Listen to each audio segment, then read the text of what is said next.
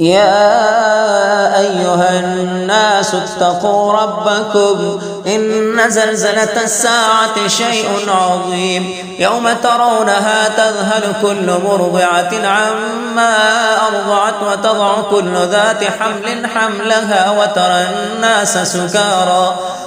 الناس سكارى وما هم بسكارى ولكن عذاب الله شديد.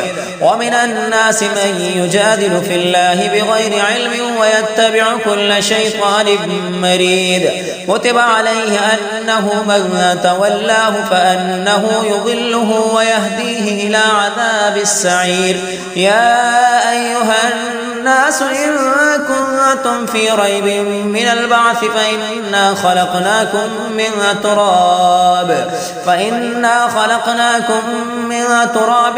ثم من نطفة ثم من علقة ثم من مضغة مخلقة وغير مخلقة لنبين لكم ونقر في الأرحام ما نشاء إلى أجل مسمى ثم نخرجكم طفلا ثم لتبلغوا أشدكم ومنكم من يتوفى ومنكم من يرد إلى أرذل العمر لكي لا يعلم من بعد علم شيئا.